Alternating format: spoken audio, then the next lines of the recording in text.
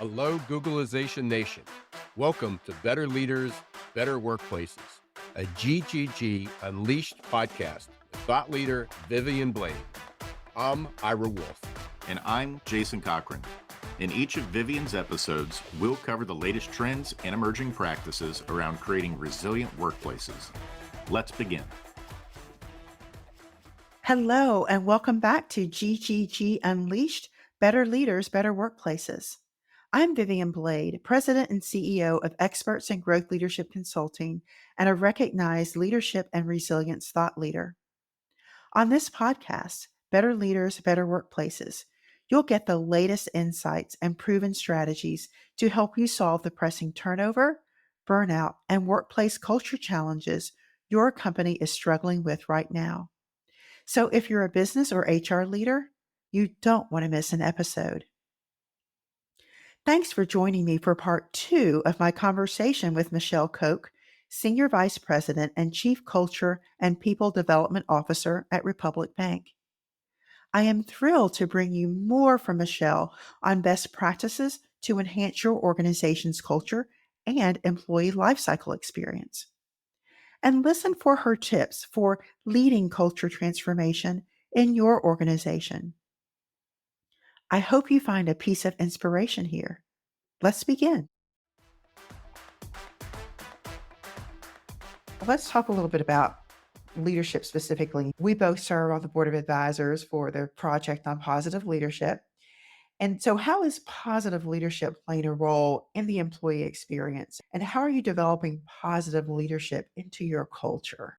We do have our leadership development programs built around our corporate values, as well as such principles as respect, humility, recognition, resilience, assuming positive intent, building positive relationships, the importance of self-care and well-being, and that sort of thing. We always seek to ensure that the associate understands how their position aligns with the company purpose, which is a key driver of associate engagement. And when we think about vulnerability and humility, some might think, ooh, that sounds like weakness to me, but truly that is so critical for our efforts around building trust for individuals to show that they too have some vulnerabilities to share, and that it helps associates really feel like they can have their voices heard and that their voices matter as well. We have a lot of tools internally to help recognize associates. For example, we have something we built internally called a high five, which is on our front page of our intranet. And we could draft a very short message of appreciation aligned with how an individual is living out one of our corporate values.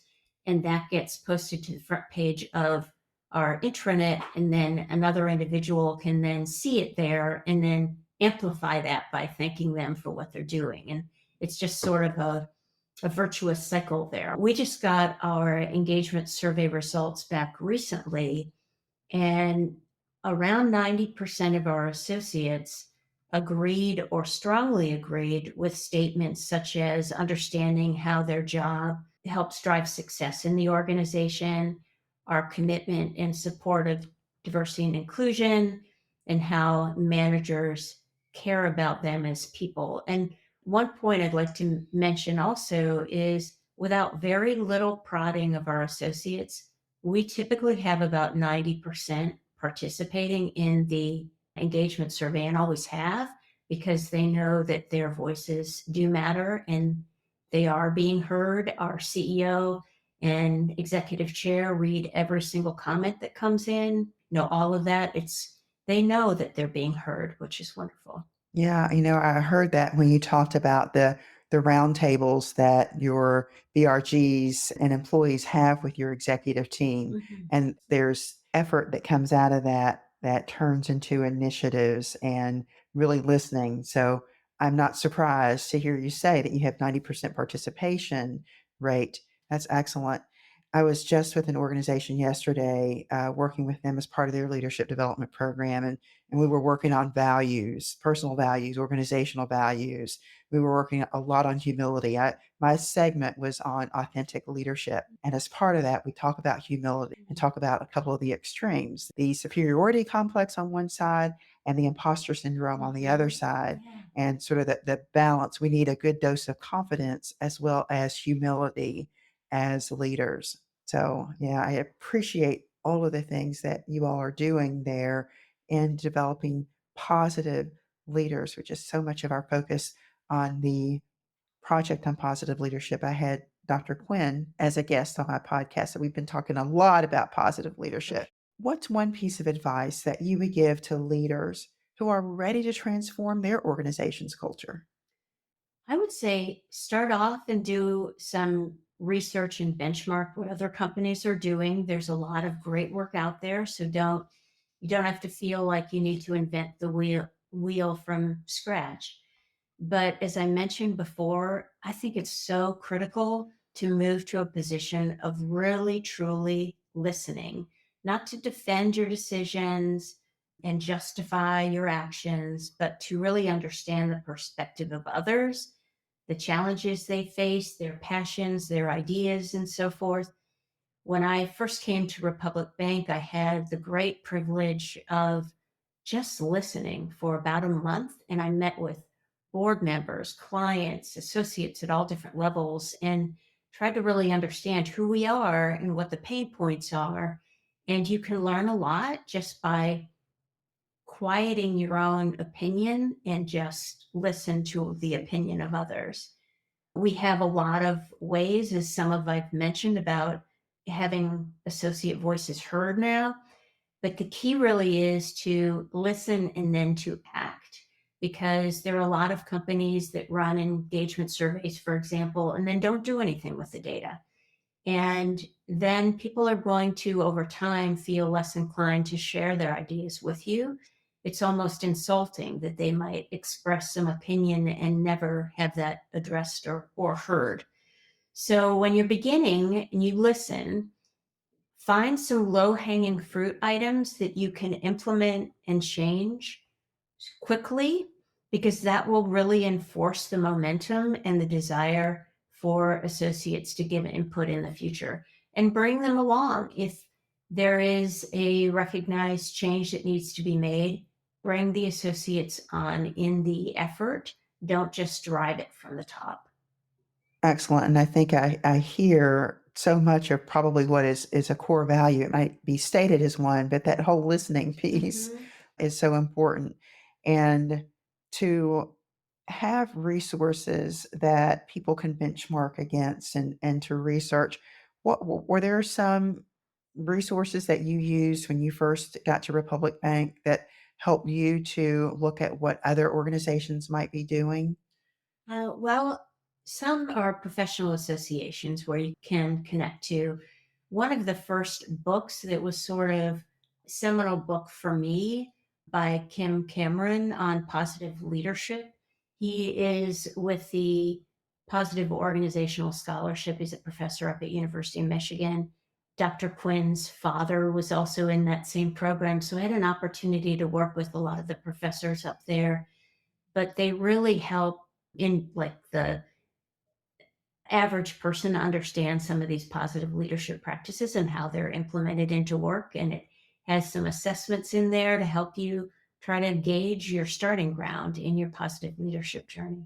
Great. That way you have some information and insight about where Yeah. your organization is and what might be some of the best resources to use Mhm. as a starting point. That's so helpful. How can HR leaders best collaborate in leading these efforts as well? Well, I think there's two pieces. I think HR needs to always be reaching outside of their organization across industries as a place to get ideas of how to make some changes, understand the challenges others are facing, the ideas, the experiences they've had. That's been critical for me throughout my career. Just navigating the pandemic as an example of recent years, how other companies are doing and what actions they're taking is critical. But internally, I think it's really important to build true connections with the associate base that you work with. There's far too many organizations that when HR shows up in the room, people are afraid. They're afraid that someone's in trouble, that someone's going to lose their job, they're going to be put on a performance review. And I've had HR leaders reach to me, how can I change that reputation? And the number one way to change that reputation is to not only show up when there's something wrong. I mean, you've got to Yeah. build the connection. So that can be really critical, I think, to helping the HR leader. And also dig into the HR analytics. And if your organization doesn't really make use of HR analytics at this point, you need to start, because you can play a key role in decision making at the highest level of the organization if you have the data to explain why the organization might want to take one action versus another. And now with so much technology that is built around human capital management, there's a lot of resources available there for HR leaders to tap into. Absolutely. But one of the things that struck me when we were talking previously was how you are not part of HR. You have a culture organization. HR is your partner in this work, and you report directly into the CEO Correct. of your company. And a lot of times HR doesn't necessarily have that luxury of having culture carved out. So taking, I think, a lot of what you've talked about here and being that partner with other departments and bringing that data, as you mentioned, will really help them to lead those efforts in their companies as well. Yes. Are there any resources that you'd like to share with our audience? Yeah, I love listening to a podcast by and reading books by Adam Grant. I think he gets me thinking differently. He has the book Think Again, which I think I would recommend everyone give a read or audiobook listen to. There is a book called Invisible Women, which I think is very good at helping understand the data bias that's in the world toward the male body and the male life and existence in the world. That was really eye-opening to me. Even though I am a female, I just didn't realize some of those disparities existed. There is a book called Imagine Belonging by Rhodes Perry, which is really helpful in any effort around leading inclusively. I subscribe to a newsletter daily, an email that comes in from an organization called Human Times, which takes news clips from around the globe, and there are usually some type of human issue going on. So, for example, this morning there was one that was a clip from the Wall Street Journal, and it was around how organizations are adding in extra kind of mental health days beyond PTO days and why organizations might want to consider that. So it helps you keep abreast of what's going on in the world. I love podcasts. You've got one going here, but ones I like are with Harvard Business Review has a few. Radical Candor is one that I like a lot. And of course, we have our tools and resources through the Project on Positive Leadership, through the University of Louisville's Business School. So there are a number of tools and resources on there, information from generously contributed through our Virtue Champions, isn't champions? Yeah, experts. Experts, virtue Called experts, as you are one of those around resilience. So all of those are available. Many of them are free, and then there's some that have small costs to them, but a library of opportunity for people to tap into. Great. Wow. These are a plethora of extraordinary resources. So we will make sure that we have links to these, or at least them listed in the show notes. Tell us what's the best way for people to connect and get in touch with you. Probably through LinkedIn. I'm out there, and anyone is welcome to connect with me through that platform. Great. And we'll have your LinkedIn profile link in the show notes as well. Michele, thank you so much for being with us today and for all that you have shared with us and for all the tremendous work that you're doing to change the culture of not only your organization, but we know that that has a ripple effect to people's lives and other organizations that they come in contact with. So thank you so much. Well, thank you for having me. It was a true pleasure. I trust that you got as much from this interview with Michele Koch as I did. Here are a few of my key takeaways. Corporate citizenship and workplace flexibility are key employee requirements defining the workplace now and into the future. Culture is experienced in every part of your organization and throughout the employee lifecycle experience. Ensure culture is consistently experienced in all areas. Listen and take action on employee input. And then partner with employees in defining what you want your organization's culture to be and in generating and implementing ideas for enhancing the employee lifecycle experience. Michele also mentioned that a great place to start is to get employee feedback to understand what your current employee experience is and do some benchmarking to get a feel for what's possible. I can't wait to hear the impact this has for you. Thanks for joining me today. I work with organizations to build better leaders and better workplaces. Let's work together to enhance yours. And connect with me on LinkedIn. I'm always sharing resources and generating conversations about the topics we talk about on this podcast. I'd love to hear from you. If you're ready to elevate your leadership or would like to bring an inspiring message to your conference or corporate event, let's have a conversation. I'm here to help. That's it for today's episode. Thank you for tuning in and learning how to develop better leaders and better workplaces. We'll be back next month with Vivian for another episode.